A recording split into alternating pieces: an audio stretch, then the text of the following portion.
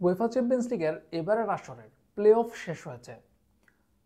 এবার যে নতুন ফরম্যাটে চ্যাম্পিয়ন্স লিগ অনুষ্ঠিত হচ্ছে সেই নতুন ফরম্যাটের প্লে অফ শেষ হয়েছে।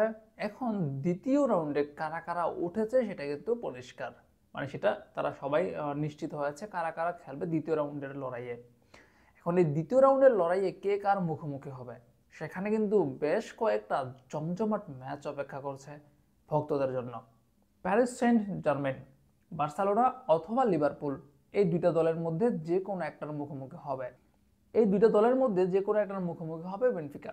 অর্থাৎ লিভারপুল যদি প্যারিসের মুখোমুখি হয় তাহলে বার্সেলোনা মুখোমুখি হবে বেনফিকার।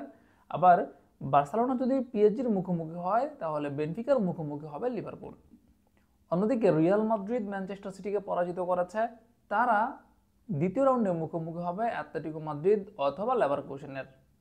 রিয়াল মাদ্রিদ যে দলটার মুখোমুখি হবে, বিপরীত দলটা অর্থাৎ যে দলটা বাকি থাকবে সেই দলটার সঙ্গে মুখোমুখি হবে বায়ার্ন মিউনিখ। রিয়াল মাদ্রিদ যদি অ্যাটলেটিকো মাদ্রিদের মুখোমুখি হয় তাহলে বায়ার্ন মুখোমুখি হবে লেভারকুসেনের।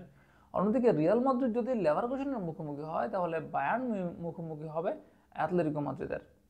চ্যাম্পিয়ন্স লিগের দ্বিতীয় রাউন্ডের যে লড়াই, সে লড়াইয়ের ড্রটা কবে অনুষ্ঠিত হবে? এই ড্র অনুষ্ঠিত হবে 21 তারিখ বিকাল 5টায়।